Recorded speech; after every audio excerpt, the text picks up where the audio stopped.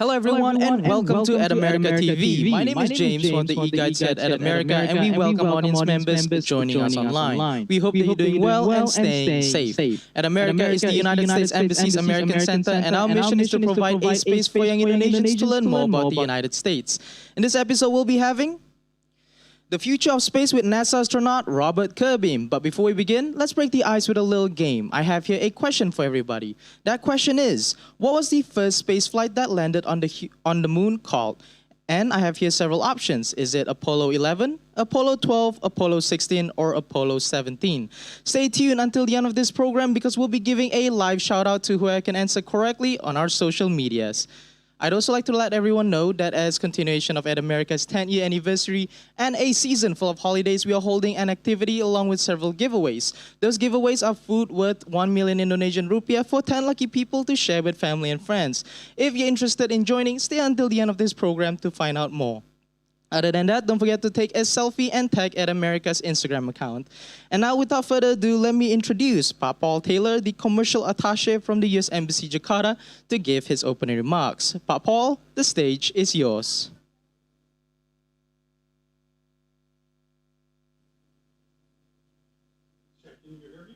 We get started? Yes, we can. Great, thank you. Thank you, and welcome to all the participants joining us today.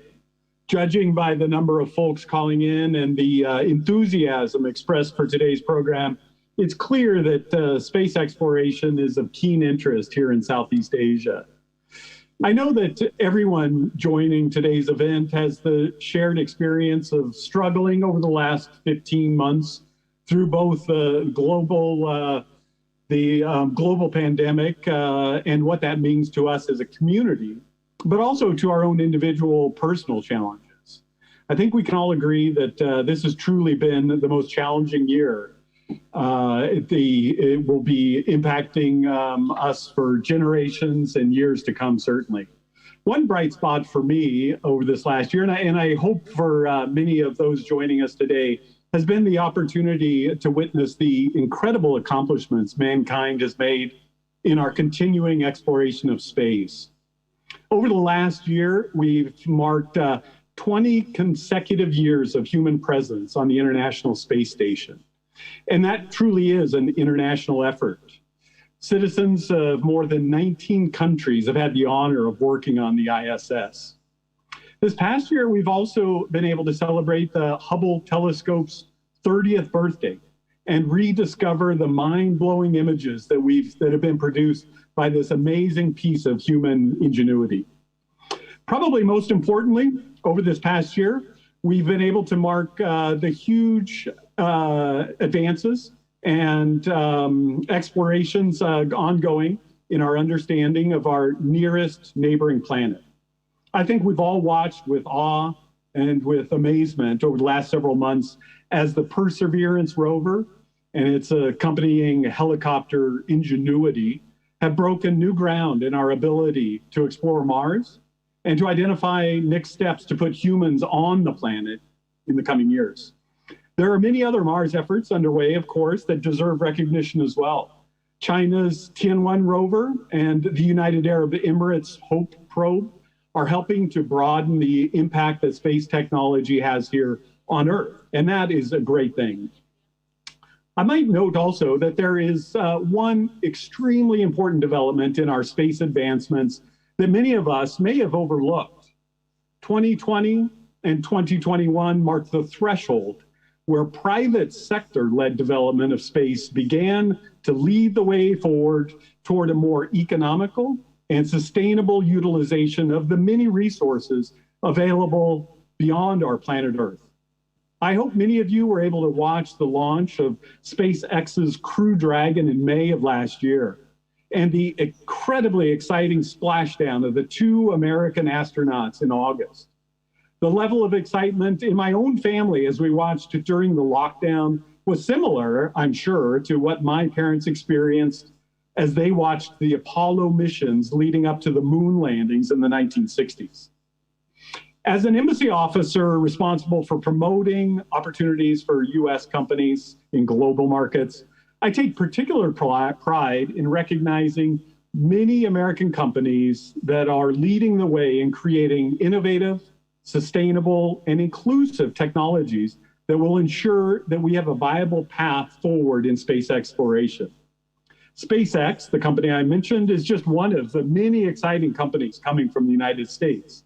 Mr. Robert Curbeam, our speaker today, represents Maxar Technologies, one of the leading developers of satellite equipment, satellite technology, and the services possible from a satellite platform. Though you may not be so familiar with the company, if you're here in Indonesia, you're likely already a user of some of the services possible through the capabilities Maxar has to offer. Maxar developed the 3 most recently successful satellites being used here in Indonesia, and it's currently providing telecommunications and satellite imaging services through partnerships with local Indonesian companies. Like most American companies, Maxar seeks to have the greatest possible positive impact in the places around the world where it works. Oftentimes, that is best done by inspiring and nurturing future leaders in these local economies, future leaders like yourselves, that will very soon be developing technologies that we probably can't even fathom today. Well, I'd like to welcome everyone and thank you for joining all across Southeast Asia. And I want to thank you for joining and look forward to what promises to be a very exciting discussion of what we can accomplish working together on the challenges of space exploration. Thank you, James. Thank you so much, Pak Paul, for your opening remarks. And now, I'd like to invite our moderator for today, Mbak Firly Savitri, co-founder of Ilmuwan Muda Indonesia. Mbak Firly, the stage is yours. Thank you, James. Hi, everyone. It's so nice to meet you all here virtually. I would like to greet our friends at the American Embassy, Spaces and Corners who cross-share this event live stream on Facebook. So hi everyone at the US Embassy, Kuala Lumpur and Port Moresby, American Spaces, Philippines, Korea, Fiji and Samoa, American Corners at Penang, Dili and Vientiane, and My America in Surabaya.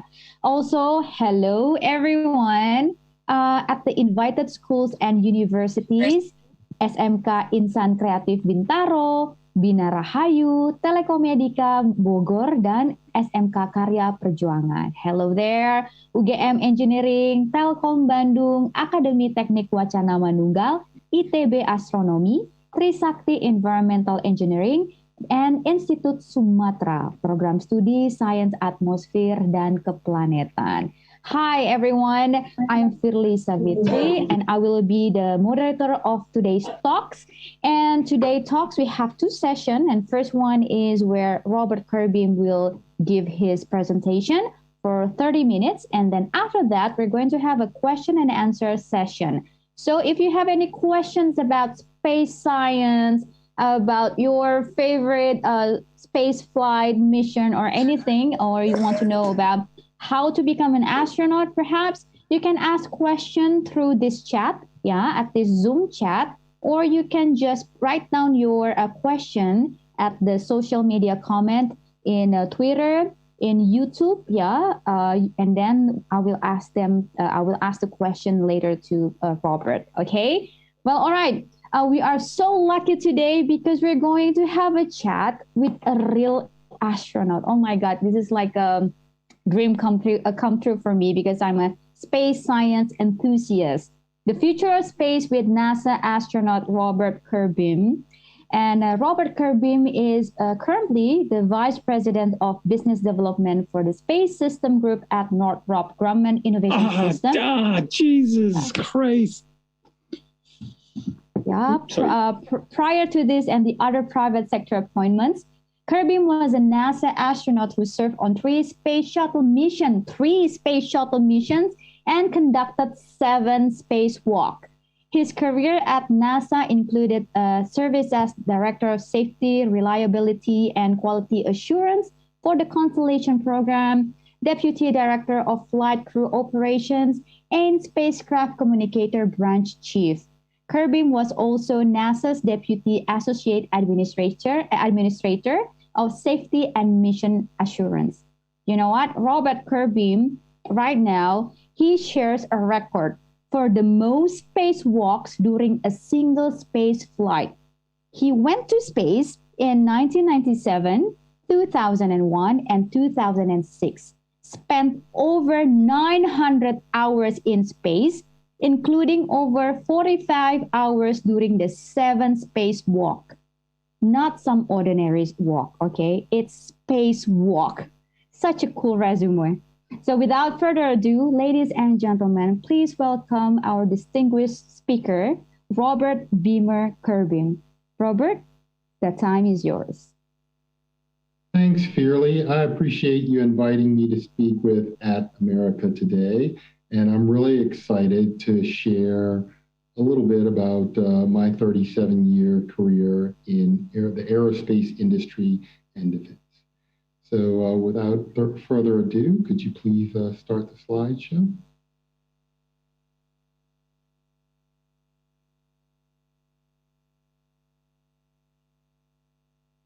So now I work for a company called Maxar Technologies, which Fearly talked a little bit about, but I just want to go through a short slideshow to show you guys what we do and how we work with Indonesia and in Indonesia, and also how that benefits you. But I'm going to make sure I leave plenty of time at the end of this conversation for questions so that you can hear what you really want to talk about. So next slide, please. As I said, I've been in the aerospace and defense industry for about 37 years. And during that time, I've had the pleasure of flying F-14s, like the ones you saw in the movie Top Gun, for the United States Navy. I've done a lot of schooling, obviously, and spent 13 years as a United States NASA astronaut, doing 3 space flights and also doing 7 spacewalks, all of which were to build the International Space Station. But it all started growing up in a small city called Baltimore, Maryland, on the East Coast of the United States. After finishing high school, because I didn't really have very much money to go to college, I applied for and was fortunate enough to be accepted by the United States Naval Academy. And after spending 4 years there and going to flight school, was selected to fly the F-14 Tomcat. I flew off of several different aircraft carriers, but mostly off of an older carrier called the USS Forrestal, and mostly in the Indian Oceans, the Mediterranean, and in the North Atlantic. Next slide, please. But before we get into a whole lot of the of the specifics, I wanted to give you just a general overview of what Maxar does and what kind of company Maxar is. And we are a leading provider of satellite systems and also Earth observation, including observing and connecting all of Indonesia's 17,000 islands. So next slide, please.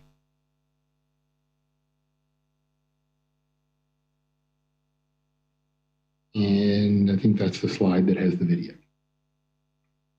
At Maxar, we turn big ideas into successful missions. Missions that address change on Earth and power exploration into our solar system and beyond.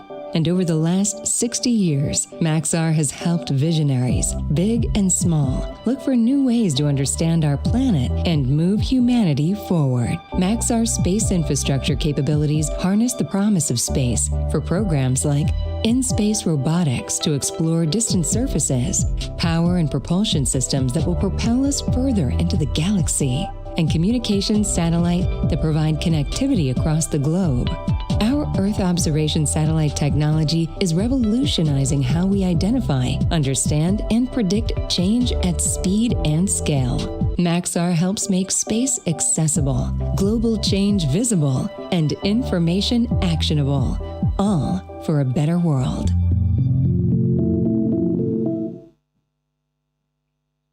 Next slide, please. So just to give you a little bit of a background of what Maxar has done in our many years of building spacecraft. We've built over 285 spacecraft, over 90 of which still circle the Earth and provide communications and observations of the Earth every day. And we have a combined almost 3,000 years of on-orbit time in those satellites. And we have built approximately 1/3 of all of the satellites that are in geosynchronous orbit that provide communications, and provide about 1/3 of all of the communications that goes through satellites to different Earth stations. And these are the 4 areas that we work. Like I said, communications and Earth observation. We also do space exploration, not only robotic, but also human space exploration. We are a world leader in solar electric propulsion, which we'll talk a little bit more about later, and also on-orbit servicing and assembly. Next slide, please. So let's first talk about the last thing that I mentioned, and that's on-orbit servicing and assembly. And we are a world leader in space robotics, including having 6 robot arms on the surface of Mars now. And we are also now building robotic devices that have the capability of building structures in space. Next slide, please.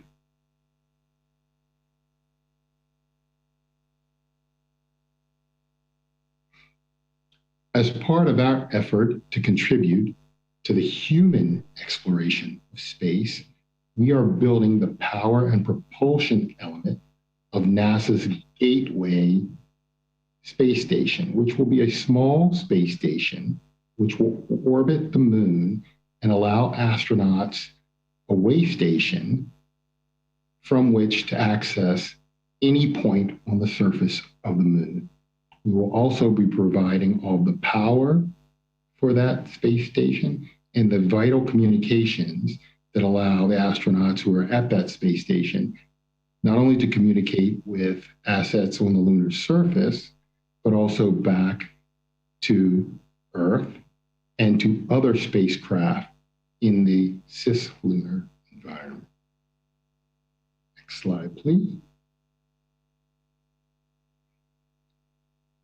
Now I'm going to tell you a little bit about how Maxar works in and with Indonesia. Next slide, please. Maxar has built the last 3 communication satellites for Indonesia, providing connectivity between all of the islands and also supplementing the fiber optic network around the islands to provide that connectivity that is necessary for education, for banking, and data transmission to all of the various inhabited and uninhabited islands of Indonesia.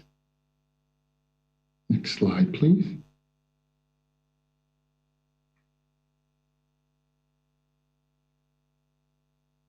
One of those 3 satellites was this satellite, FreeSat, which provides communications to the Bangkok, Indonesia, for the transmission of financial data around the nation. And we help provide services to over 53 million customers here in Indonesia using this satellite. Next slide, please. The other 2 satellites that we have built for Indonesia in recent years are for high throughput communications, both video and audio and data communications throughout the nation in Indonesia. This one being one of them. Next slide, please.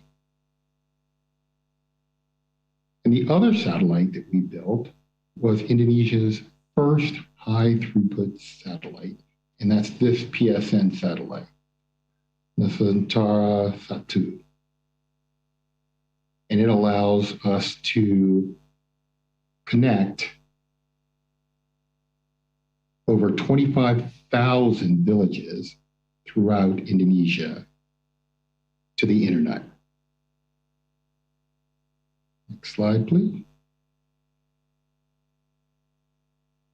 With our Earth observation systems, we've also helped Indonesia monitor their green spaces, especially in the urban areas like Jakarta, and analyze how this land use changes the environment in those cities. It's pretty amazing because our satellites cross over Indonesia several times a day, and that not only allows us to observe the land use throughout the nation, but also observe the changes and how those changes affect life in the nation. Next slide, please.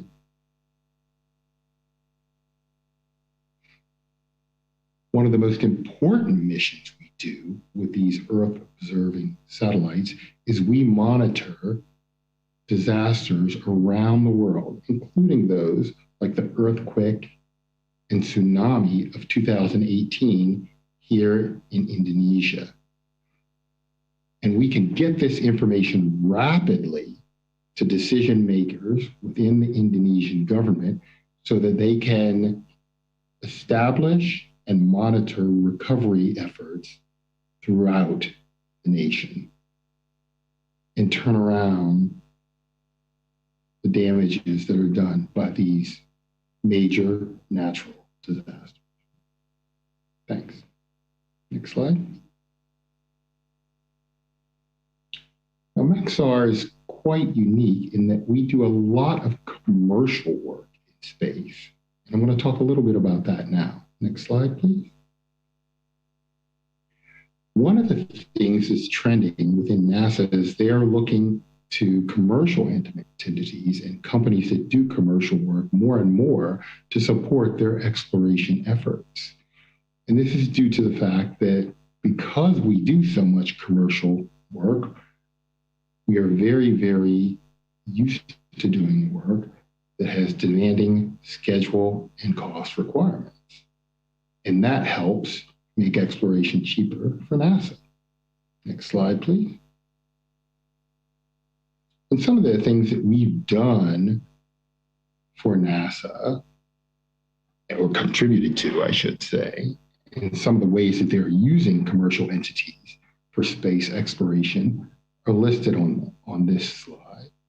But most importantly, these commercial partnerships help NASA by reducing the cost of space exploration and allowing us to innovate more quickly and provide the kind of technology they need to get beyond low Earth orbit and to explore the rest of the solar system. Next slide, please. One example of leveraging commercial to help commercial space to help life here on Earth is this payload, which we are building for NASA, called TEMPO. And what TEMPO is built to do is to monitor pollution over North America. And although TEMPO is a payload or sensor, it needs a host satellite to go up to the geobelt to look at North America. And because it uses a tremendous amount of power to do these observations and to monitor pollution over North America, it needs a satellite that's very large and very powerful. And fortunately, Maxar builds these kinds of satellites and has partnered with NASA to place this payload on one of our communication satellites that we're building to do this very, very critical mission to help monitor pollution over North America. Next slide, please.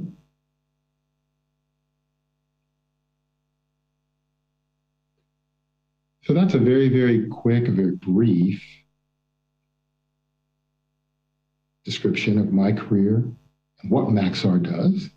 And if you guys are ready, I'll give it back to Fearly and we'll start the question and answer session. All right. Thank you, Robert. So Robert is talking about satellites. You know, sometimes when we talk about space science, satellite, we don't talk much about it, right? But we know that how important satellite is in our modern life right now. Okay, well, audience, hi from Indonesia, from Philippines, and from other countries. Hi, hello. If you just join us, we're here. And if you want to ask questions to Robert Curbeam, you want to talk about satellites, you want to ask questions about how is it life in outer space, okay, you are very welcome. Just write down your question in the chat box, yeah, in the Zoom. You don't have to raise your hand. You don't have to raise your hand. You just like put the question in the chat. And then if you're joining through YouTube, if you're watching YouTube, you just put down your question in the comment box. All right. Okay. Now, remember, there is no such thing as like a silly question. So don't hesitate to ask. Okay. All right. So I'm going to ask the first question is from, okay, it's from Winar Tampu Bolon. It's from Indonesia, from the name I know, from Indonesia. So Rob, interesting. May I know what satellite imaging or sensor has been developed by Maxar with local partner in Indonesia as explained previously? Most of our work with Indonesia has been using the systems that we have to provide connectivity to Indonesia or to observe Indonesia and then send those images to the decision makers within the government, within the commercial entity. We really haven't developed any sensors here in the nation. All right. Okay. And then we have other question. Okay. From Tommy Purnomo. Hi, I'm from Trisakti University. I would like to ask a question. Why does mankind explore outer space more than ocean? Why do we go like 1,000 kilometers up, but never down? I mean, if I'm not mistaken, the record is only 8 kilometers, right? Down, is it right? But up, it all goes way to the moon and beyond. So what do you think? Why do we explore more space than the ocean? I'm not so sure that we explore space more. It's just more visible to you and it makes the news more. But I think that my friends who are oceanographers and marine biologists would say that we probably explore the oceans more. You just don't hear about it as much. Oh, I see. You know what? Indonesia has lots of oceans, right? We have lots of islands. So we have to have more marine biologists here in Indonesia, and then we can make it more popular. All right. Next question is from Hiskia Sianipar. Hi, Mr. Curbeam. It's my honor to hear your presentation. I am Hiskia from ITB Astronomy. My questions are, okay, what are your suggestions for youth to be able to be an astronaut? What actually the goal being astronaut and its benefit to the world? Okay, so how and what are like the actual benefits, sending astronaut to outer space for the world? I think there's a couple of different benefits to sending astronauts in outer space, but probably the largest one is to the ones, I should say, are to medical science. By taking the human body and putting it in a totally new environment and seeing how it reacts, it has allowed us to learn a lot more about how our body works and also how to better take care of our bodies.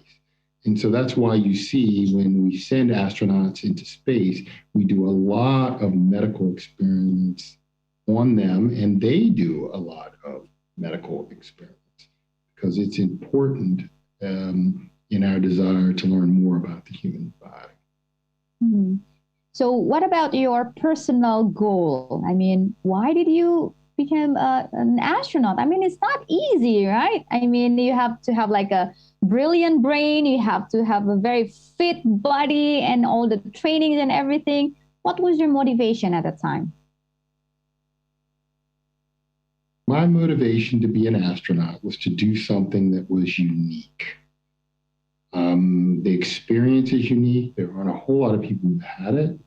And it seemed like it would just be a very interesting job that allowed me to not only,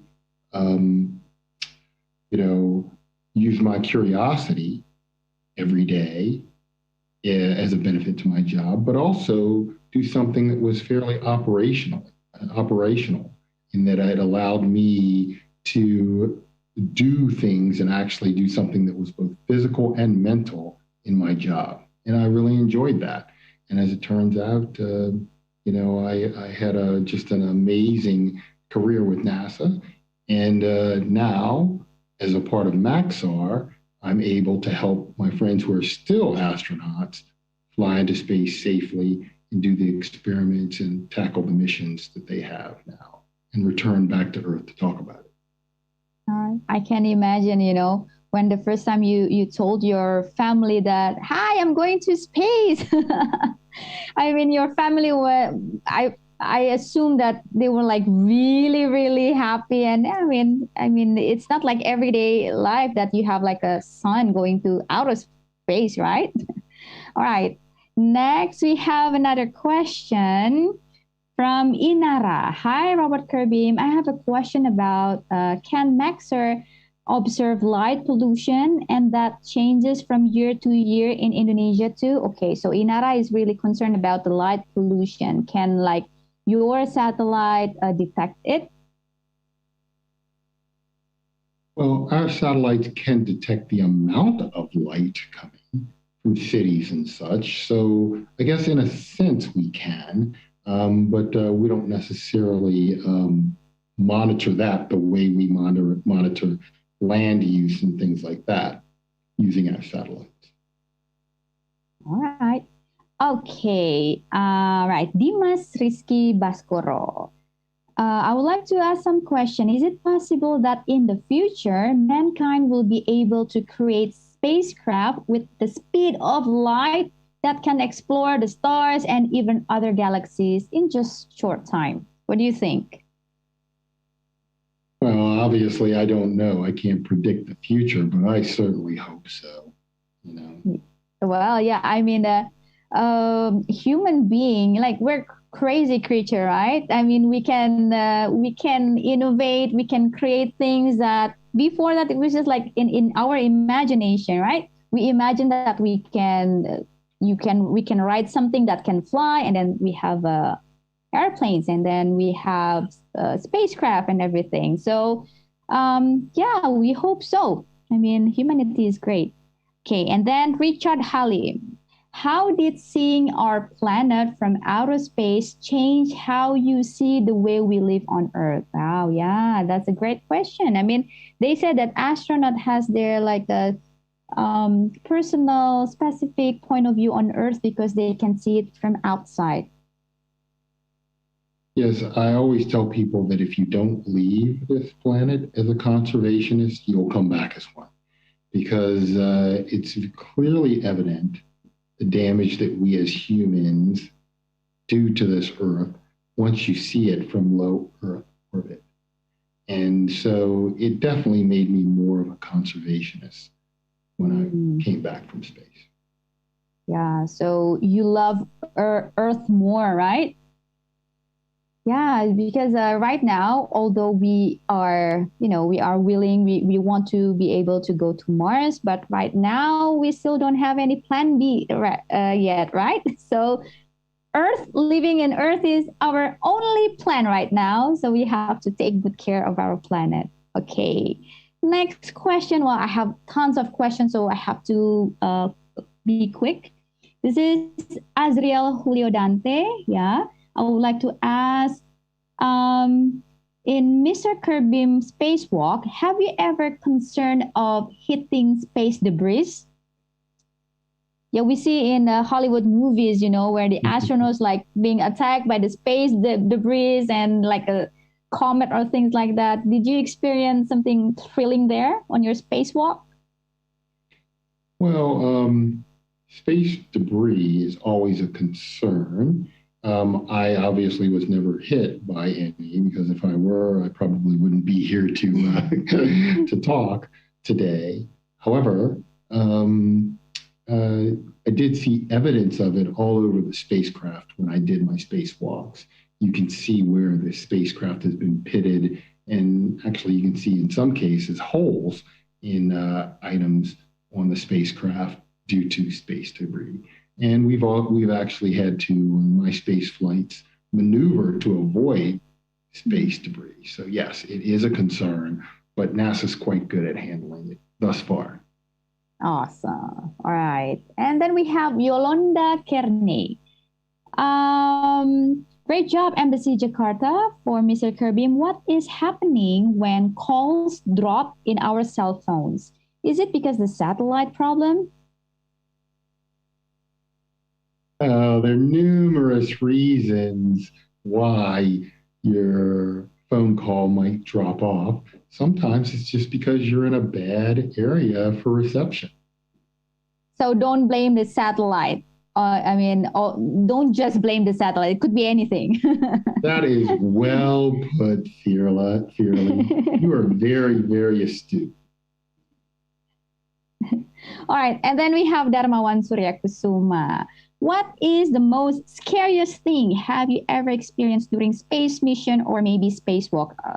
On your bio, it said like you spend more than 900 hours in space and 45 hours during spacewalk. Okay, what was the scariest one? Your experience there.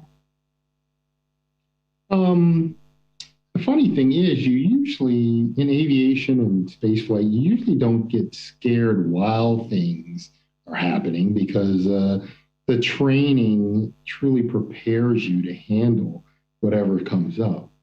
However, when you think back upon these things that happen, that's when you really get scared, because you realize what could have happened. And so I don't think I've ever been scared during a space flight.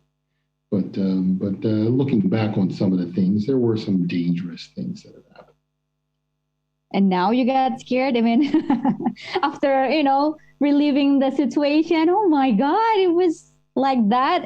But you were so cool at the time. I mean, how did you train to be so calm during emergencies, dangerous moment? How can you stay calm? What was the training that you had to be able to stay calm? I mean, we need that in real life, in everyday life also, that skill. Yes, I think that skill came from being in naval aviation. We were always taught in naval aviation that when you get emotional, you make bad decisions. And so you're constantly fighting emotion to stay calm. And after doing that for many, many years in naval aviation, it was just a natural extension to do it in spaceflight as well. Okay, all right. You look really cool, actually. Yes, I can imagine. All right.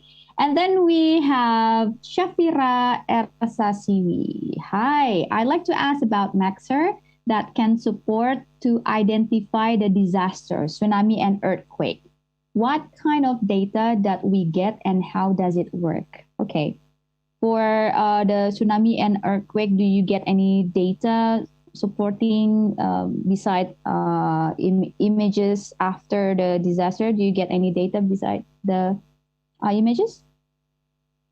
Well, we get the images not only during and after the disaster, but also during the relief efforts to see how it is affecting life in the area that was affected. So not only can you monitor how much activity there is in a certain area, but you can also monitor as the electrical grid is reestablished. You can see where lights are starting to come on again, where lights still are out, and therefore where you might need to send more relief efforts.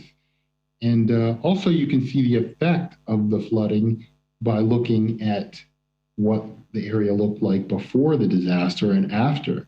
And that helps also your decision makers in Indonesia, primarily your government, both local and national, to decide what they need to do to minimize the effect of any future earthquakes and tsunamis.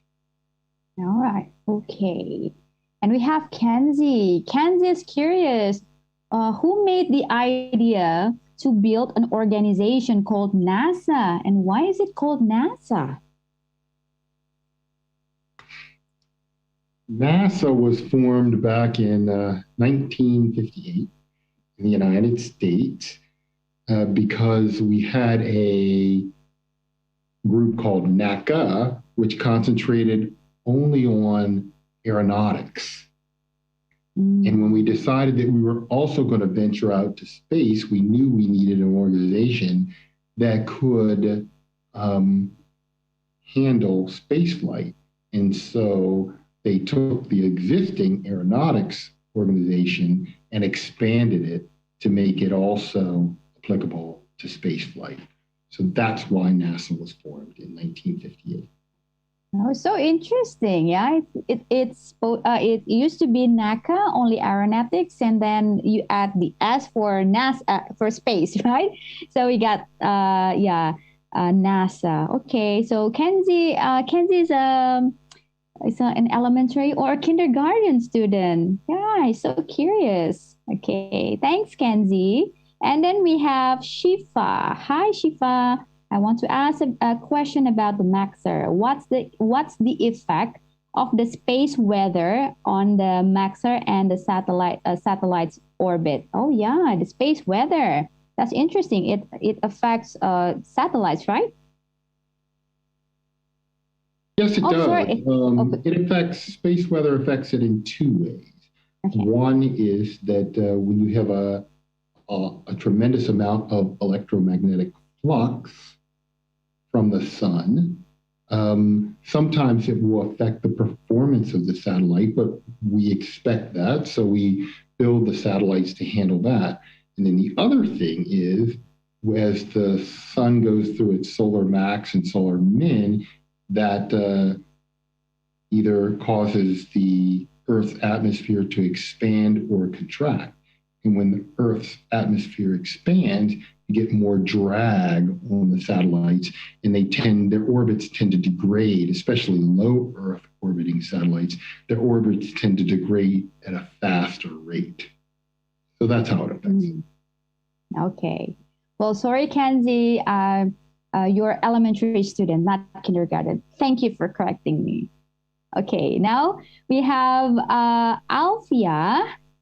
Okay, it seems that more and more commercial satellites are launched, which is good for science currently, definitely. But in the future, maybe there will be a saturation in the market, such as providing data in similar resolutions, covering similar areas, and the time frame.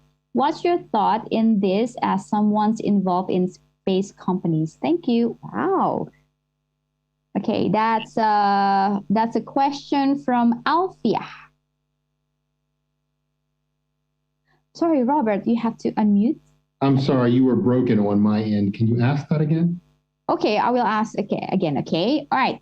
Alfia asked, it seems that more and more commercial satellites are launched, which is good for science currently, definitely.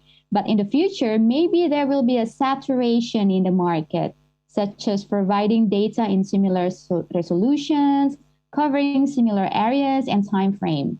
What's your thought in this as someone's involved in space companies? Thank you. saturated market? Do you think it will happen in the satellite industries?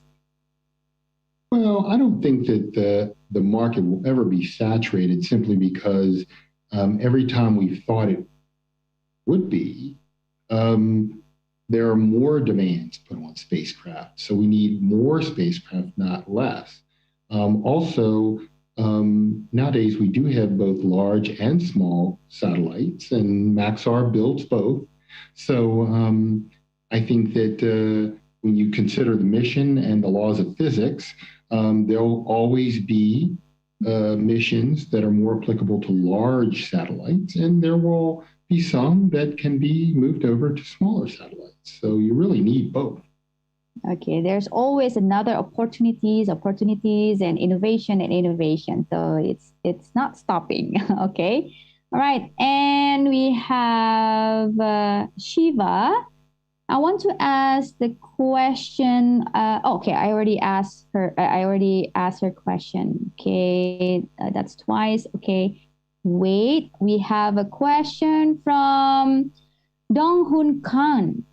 I'm glad to see NASA moving to more cost-efficient procurement model, but I'm worried that NASA moving from developing its own products as national project to tendency of increasing commercial project purchase recently could harm national deep space science project for purely scientific purposes by preferring more commercial, cost-efficient economic project.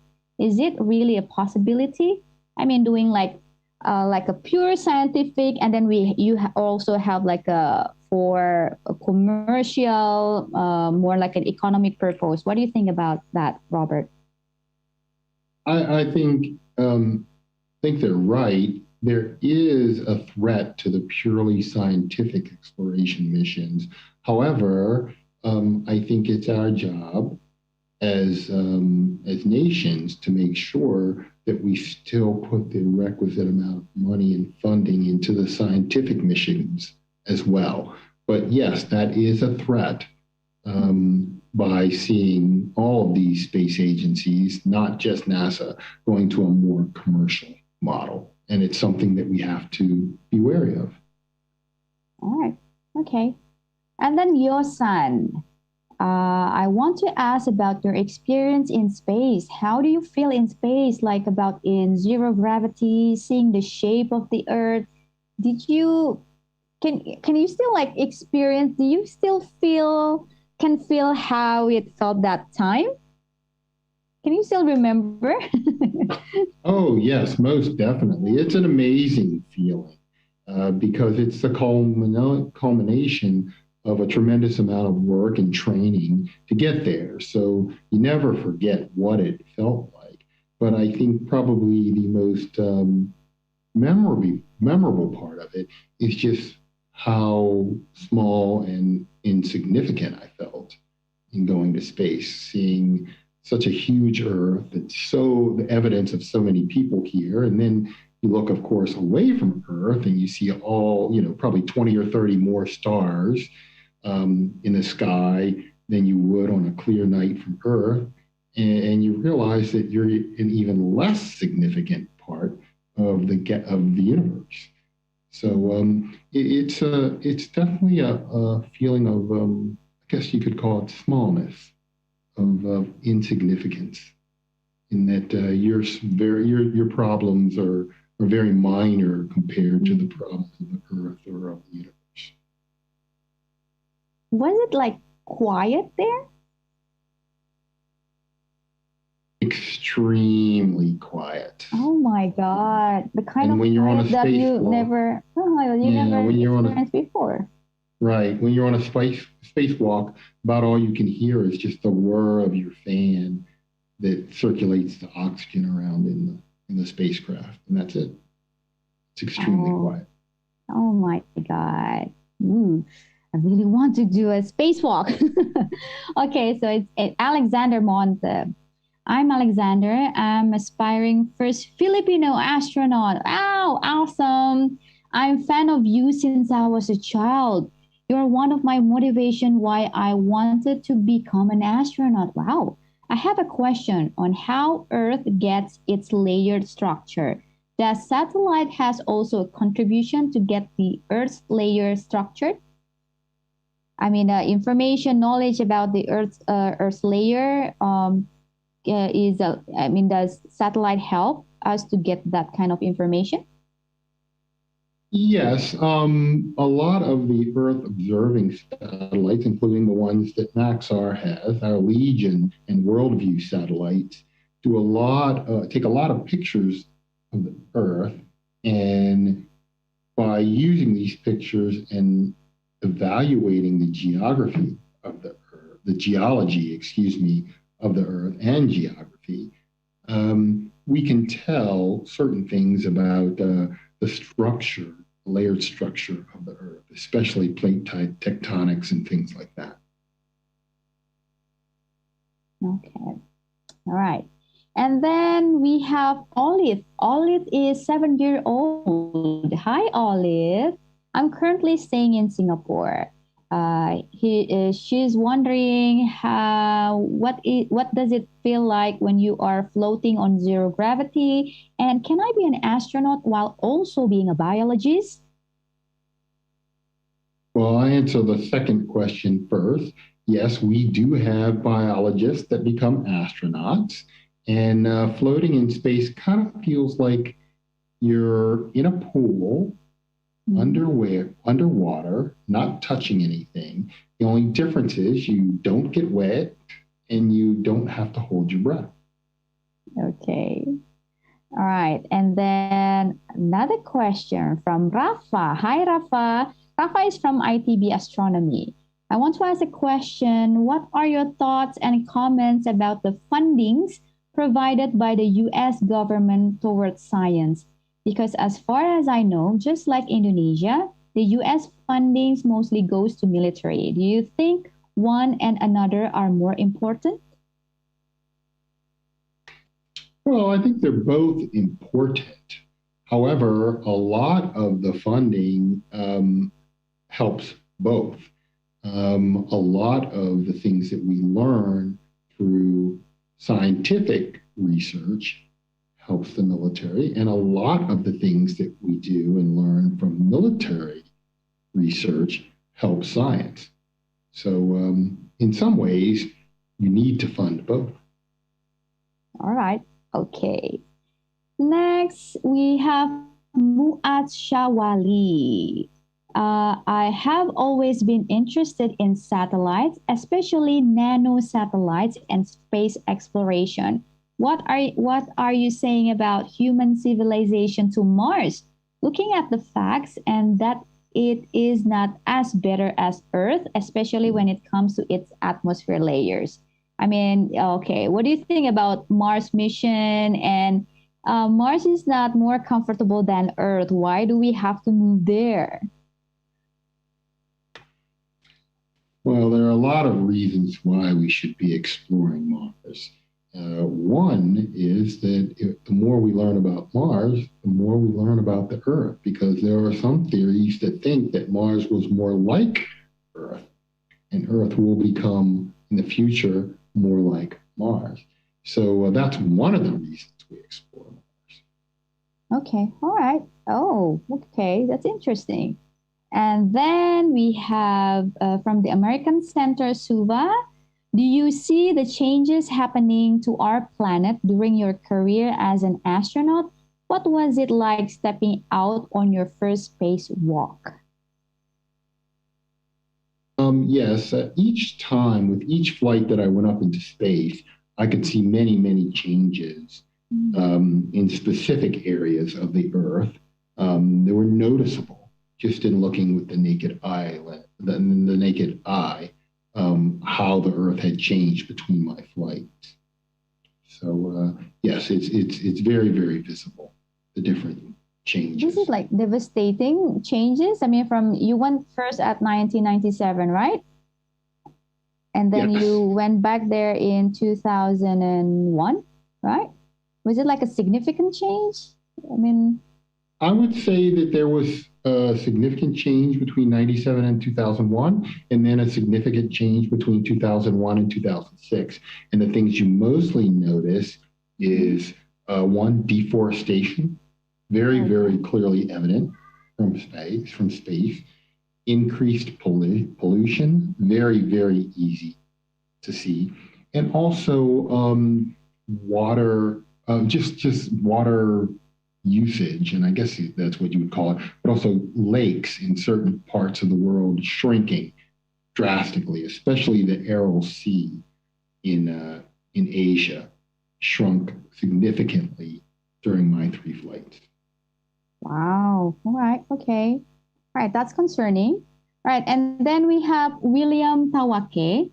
Good afternoon. My question is, what if a pilot wants to become a NASA astronaut? What should be his or her level of experience? Okay. I would say if you're a pilot and you want to become a NASA astronaut, get as many flight hours as you can, learn how to fly extremely well, but just keep in mind, you don't have to be a pilot to become an astronaut. They'll teach you how to fly. That's the easy part. What they really are looking for is people who are very, very good in their chosen profession.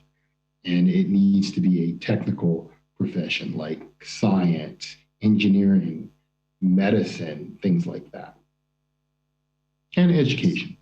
All right, so it's better for you if you have like a education in STEM, right?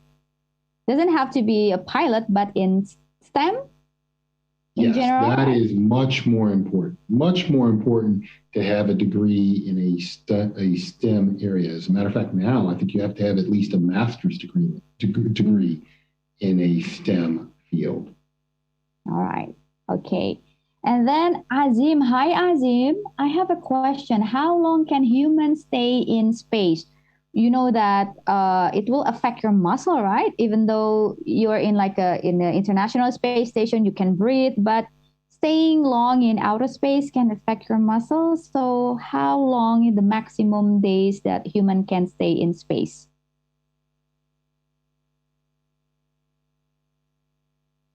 Sorry, Robert, you have to unmute. Yeah, I keep double clicking it. Sorry. Okay. I don't think there's really a limit to how long you can stay as long as you exercise a lot. We found that is probably the biggest limitation, is that it affects the muscles and the bones, and then it affects the eyesight as well. And so we're still doing research to see how long someone can live in space without returning back to 1G. But right now, we feel like if we can provide exercise equipment and provide some form of artificial gravity in the future, there's no limit on how long you would be able to stay in space. Did you have to go to like a rehabilitation for you to be able to walk and stand normally again on Earth? I was very fortunate in that my body recovered from space flight pretty rapidly. So no, I did not have to go through any rehabilitation. However, people who stay for longer periods of time sometimes do have to, but I never had to do that. Wow, okay, cool.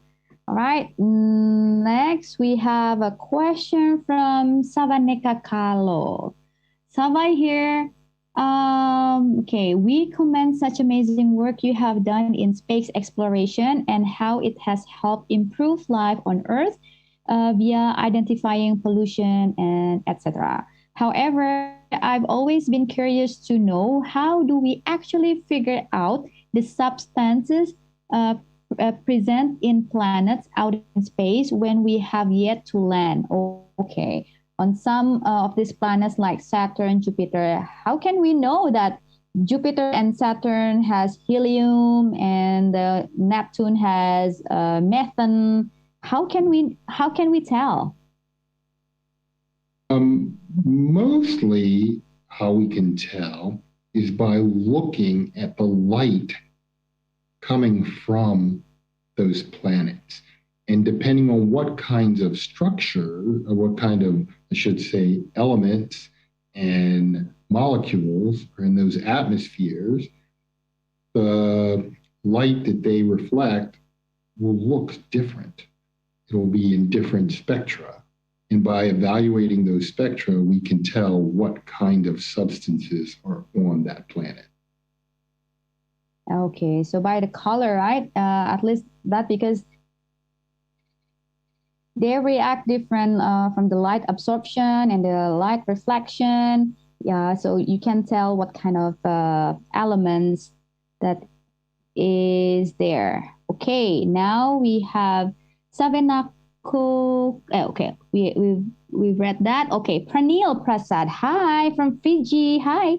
I have a question on behalf of my 12-year-old son, Pranav. What do you miss the most as an astronaut? The thing I missed the most were my family and friends.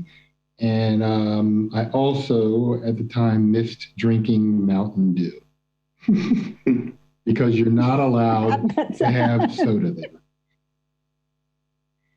All right. Okay. But did you miss anything, while you're right now you're on Earth, you're not an astronaut again, but did you miss being an astronaut again? What did you miss? No, I don't miss being an astronaut. It was a lot of fun when I did it, but that time has passed, and now it's somebody else's turn to do that. Okay. Okay. All right. And then we have Albert Ryan Tagaro. Hello, good afternoon. Do you consider to create weapons for the protection of the Earth against comets and space objects? Like in the Hollywood movies, that you create weapons to destroy comets and asteroids, some kind of like laser things like that. Are we building that on Earth right now? I think there are a lot of people thinking about what we would do to protect Earth from comets and asteroids. But to my knowledge, no one has built anything designed to do that. All right. Okay. All right. And then Carlos Daniel Nao, what is the biggest challenge that you have encountered in space? I would say the biggest challenge is just staying focused on the job at hand. That is always very, very important. Because as much as you want to stay focused on your job and get it done, there's this tremendous draw to just enjoy the experience. And although there is a little bit of time for that, most of the time is allocated to getting the job done. And so you have to stay focused on that. But did you have holidays, right? We would normally have, because I was a short duration crew member and all of my missions were about 13 days long, we normally during that time would have about a half day off somewhere in there. And even then, though, you did some work just to make sure that the work wasn't overwhelming during the other times. So yes, right. We did have a little time off, but not nearly enough to do all the things that you wanted to do. Okay. From the American Center Suva, what would you tell the young aspiring astrophysicist and astronaut about a career in space-related employment? Well, I would tell them the same thing that I would tell anyone who wanted to get into a space career. There are so many jobs in the space industry that need doing that anyone can participate. We need astrophysicists, we need pilots, we need janitors, we need plumbers, we need engineers, we need lawyers, we need policymakers, we need all of those kinds of people. So if it's something you really, really want to be involved in, space exploration, you can do it no matter what field you choose. Okay. So it doesn't have to be being a scientist to work in the space industries. Okay. Even space industry need accountants, right? All right. And we have Habibi, Habibi from ITRA, Atmospheric and Planetary Sciences. I want to ask, is it possible to send a satellite to orbit Mars or any other planet with humans inside? Yes, the technology is there. It's just a matter of the political will of the nations of Earth to do it. So the technology to send, for instance, a human to Mars has been around for decades, but no country has had the political will and the desire to spend the resources to make it happen. Okay, all right. So the technology is there. That's important. And then we have a question from YouTube here. Is it possible to get injured in a spacewalk? Yes, it is possible to injure yourself during a spacewalk. Sometimes it's from an ill-fitting suit. But as far as getting hit by something, probably anything that would harm you by hitting you would probably harm the suit as well. So that would be a very bad day. All right. Okay. In Jun Huang from Korea. Hi. What is your favorite book? And please give me book recommendations for learning about space. Okay. Oh, wow. My favorite book. That's an interesting question. Probably my favorite book that I've ever read. It doesn't have to be one. It doesn't have to be one. It's so hard to only mention one. I'll pick one. That's okay. Okay. It was a book by Tom Clancy called Clear and Present Danger. Clear and Present Danger. Tom Clancy. Mm-hmm. All right. I really like Tom Clancy. All right. What about the space science book? Do you have any recommendation? Oh, wow. Space science books. No, I really don't. It's funny. I don't normally read books about space science. So usually if I'm reading something about that, it's a technical book. So I'm just reading certain chapters of it or something like that. All right. So yeah, you read books about space science, but not for fun, right? Just for your job. What about your favorite space theme movies? We have Interstellar, Gravity, right? Wow. Well, I'll start with my favorite series, and that's The Expanse. It's by far my favorite space-themed series. And movies, definitely the Star Wars movies. I'm a Star Wars guy, not Star Trek. I'm Star Trek. Yeah, that's okay. That's why they have both of them, so everybody can get what they want, right? So I'm a Star Wars guy, and I thought for the visuals, Gravity was probably one of the best I've seen. Okay. The visual experience of watching Gravity on IMAX in the theater was as close to the real thing as I'd ever felt. Wow. Okay. It felt like the real thing. All right. Okay. Okay. I love Gravity. Yeah. Sandra Bullock, right? And then we have Charbel Paul Russell. Is there any microorganism that can survive in space except for the how do you pronounce it? It's tardigrades, the one who's like really tough one. And how can it affect the future space mission? Is there any like microorganism that can survive space? Unmute please, sorry. Gosh. Not to my knowledge, but I will be the first to admit I am not a space biologist. So I would be a bad person to ask. Well, I read somewhere. I don't know whether this is true or not. Some in a like a in an Apollo mission. I forgot which one. So the astronaut they found like a cockroach. Okay, and it went to space with them, and when it came back to Earth, they couldn't find the cockroach anymore. I mean, was it like left there? I don't know. Was it true? I mean, is it like only like a myth there? A cockroach going to space? I have never heard that story. Really? That doesn't make it untrue. But I mean, I would think a cockroach could survive inside the spacecraft. I will tell you this, we had a bumblebee in the cargo bay of our spacecraft the first time I went to space. And, of course, when we opened up the doors, it floated out, but it was definitely not alive.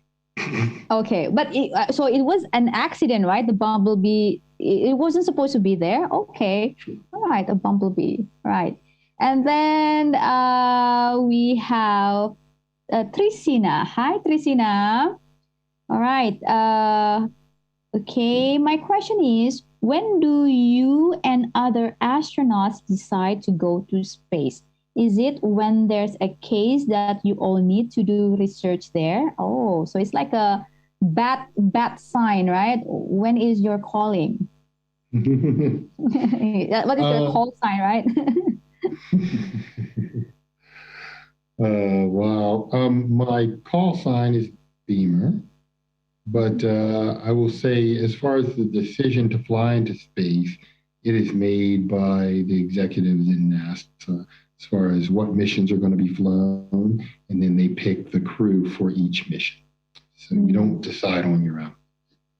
Okay, why Beamer? Do you have a history behind it? There is a history, but like most call signs, it is not one that I share. Too personal. Okay, all right. So yeah, because everybody call Robert Beamer Curbeam. Yeah, I read it on the bio. All right. Okay, we have Vembi Soma Diaz. Hello, sir. I'm from ITB. ITB is like the MIT of Indonesia. Okay. I'd like to ask about your experience as an astronaut during the EVA. Had you ever been in a situation where there was strong solar activity at that time? And is there any protocol that astronaut has to do to prevent getting massive radiation exposure in said condition? And how much cumulative radiation do astronauts have until they have to retire? And how about the dose limit for astronaut in Mars mission in the future? Wow. First of all, the dose limit we have is determined by the amount of radiation required to increase our risk of cancer by more than 1%. So the docs keep track of that, and we wear dosimeters so that they can keep track of that. So that's the big thing. But when you're doing spacewalks, the medical officers in mission control try to adjust the start and stop times of the spacewalks to minimize exposure to radiation. They can't prevent it totally, obviously, but they always try to minimize it if possible. All right. Okay. And then we have Alia. How was Mr. Roberts' experience as an astronaut, and what do you think of the experience of the future of the Earth, and how to deal with the space junk that could threaten this destruction? Yeah, space junk, space debris. What do you think about that? Is there something that we can do to manage it? Well, the most important thing is to prevent it from getting there in the first place. You have, it's kind of like trash pollution on Earth. The best way to prevent it is to not throw the trash out in the first place. And we want to do the same thing with space junk. We want to make sure that we don't leave the junk in orbit to begin with. And we need to be very careful about how we design spacecraft so that they don't shed parts when they're up there, because it will eventually cause problems. Well, it already has. We've already lost satellites to space junk. So, and it's only going to get worse if we are not very, very careful. Okay, so if a satellite is broken, how can we repair it? Well, there are many ways that we can repair it. And right now, Maxar is working on robotic systems, which are satellites with robotic arms that can actually go up and service broken satellites. But there's always a question of, is it, since these robotic services missions are so expensive, is it easier and more economical for the company to just build a new satellite and put it into orbit? But the problem with that, as you can imagine, is now you have a broken satellite up there that is effectively space junk. Okay, I see. All right. Okay, now we have Jim Casipit. JM Casipit from the Philippines. Do you feel G-force while the space shuttle launch? You feel G-force when you're coming in for a landing, yes, but it's not very harsh. It's very gentle. It's only about 1.5 Gs maximum. And then when you touch down, even though it's not a very harsh touchdown, it feels very harsh to you because you haven't experienced gravity for quite some time. Mm-hmm. Yeah, because we watch from the movies. The latest one is Neil Armstrong a movie, right? Biopic about Neil Armstrong. When they train, is like they were like in some kind of in a machine that will spin their body, and then they will throw up and things like that. Did you experience that also during the training? I experienced the centrifuge. I did not get sick during it, but the space shuttle, flying the space shuttle, you experience far fewer Gs than you do in a capsule. Capsules tend to be a lot more high G on entry than the space shuttle was. You really are meant to be an astronaut. You don't get sick easily. You don't need rehabilitation. I mean, you're meant for this job, Robert. Okay. And then we have Yerim Jeon. Hi, from South Korea. Your career is so wonderful. What is the change in mindset before and after space travel? I'm so curious about it. Robert mentioned before about his feelings towards conservation, right? Is there anything else changing in your mindset? I think you're much more appreciative of your family and friends because that's the one thing that you're not allowed to take with you. So. All right. So, okay.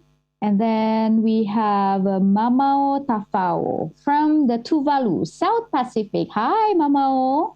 Apart from your experience and expertise in NASA, are there any Pacific islanders who work in NASA? Oh, that's good. Oh gosh, there are plenty of Pacific Islanders that work at NASA. So we have people from all over the world that live in NASA and work at NASA. As a matter of fact, one of the things that's very, very encouraged at NASA is to learn foreign languages.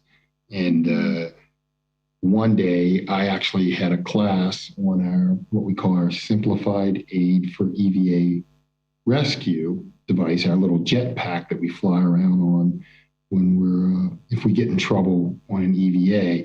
And both myself and the instructor spoke German, so we did the class in German. It was, no big deal. So it's very much encouraged. And yes, there are plenty of people from all over the world at NASA. So do you know how to speak in other languages? I speak German. Of course, being in the astronaut office, I speak a little bit of Russian, and a little bit of Japanese. Awesome. Okay. All right. And we have here from Malaysia. Hi, Anik. Mr. Robert, I would like to know what is your perspective on the Mars helicopter?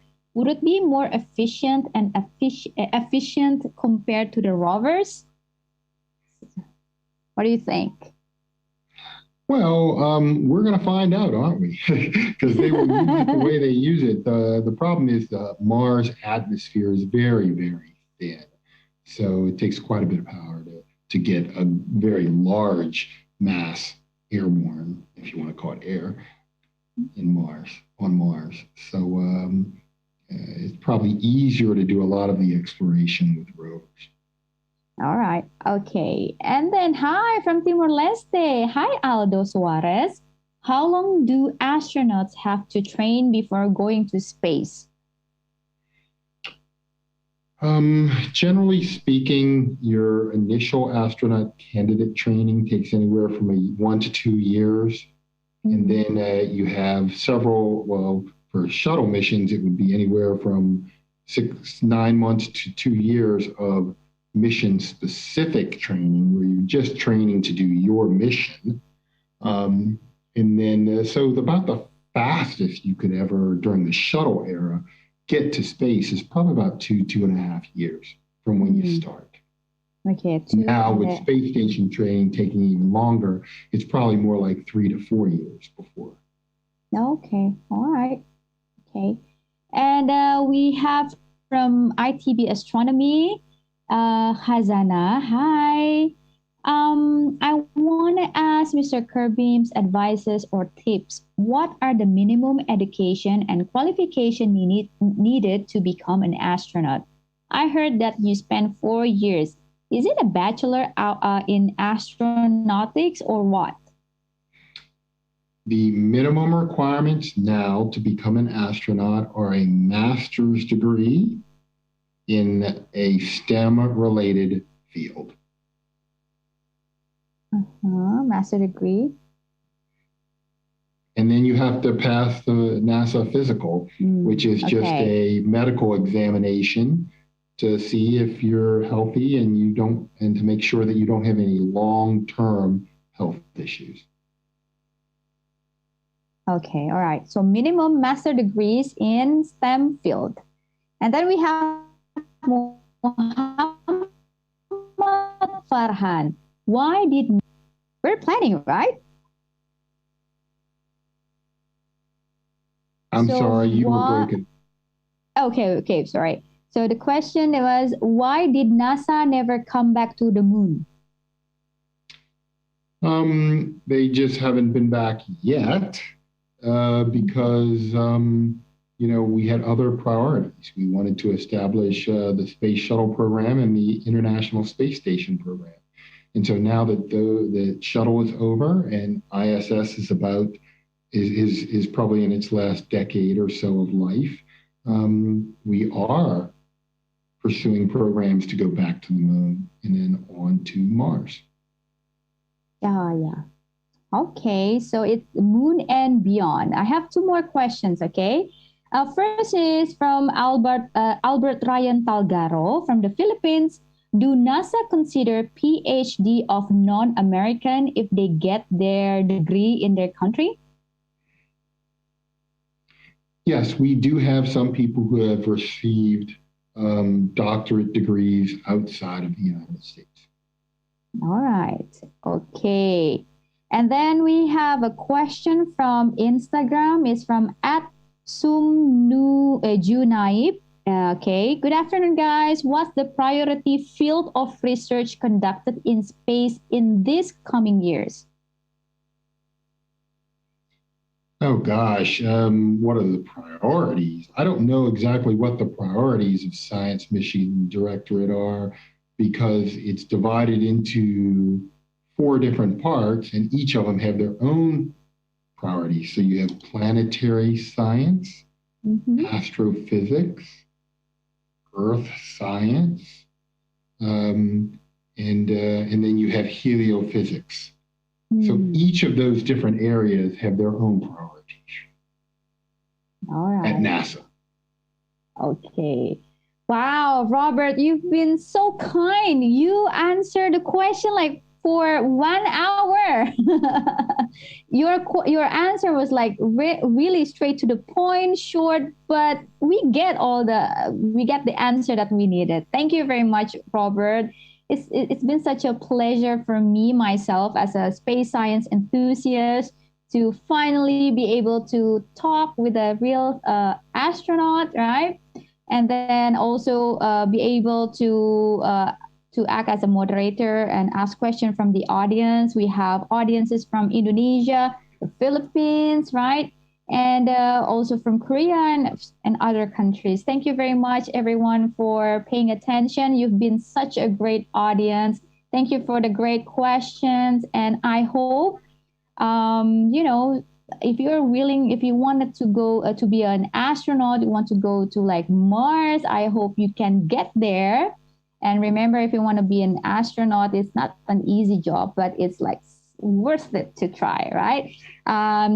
So yeah, STEM is the field, and me as a science education activist also, I want to encourage you to all to stay diligent, to stay resilient in practicing and also, learning about STEM, because if you learn STEM, you can go anywhere you want, even to outer space, because only those who study science can go to outer space. I like to say that to my students. All right. Okay. Thank you very much, Robert. And thank you for U.S. Embassy. Our time is up for a question and answer session. And I'm going to give back the floor to James. Hi, James. It's all. Thank you so much to our speaker, Pa Robert, and moderator Mbak Firly for today's very informative session. Earlier in the event, we asked our audience members a question. That question is, what was the first space flight that landed humans on the moon called? The correct answer to that is option A, Apollo 11. Shout out goes to Richard Halim from Zoom for answering correctly. And thank you to everyone who has participated. Don't forget to tune in next time for another chance to get a shout out from us. I'd also like to remind all our audience members of our giveaway, food worth 1 million Indonesian rupiah for 10 lucky people to share with family and friends. If you're still interested in joining, visit our link at atam.tv/maywe for more information. Now you may be wondering, how could I develop an awesome idea for a place like this? It's very easy. All you need to do is go to our website at www.atamerica.or.id, select create a program and click collaborate with us. Our event proposals coming to us will be reviewed and your event might be featured here soon. You can also subscribe to our newsletter for all our weekly updates. And that's it, folks. That wraps this episode. It's been fun, but we have to say goodbye for now. Follow our Twitter, Facebook, and Instagram at @ATAmerica for all our fun contents, event updates, and so much more. Thanks again, everyone, for joining. My name is James, and we'll see you at the next At America TV episode. Goodbye.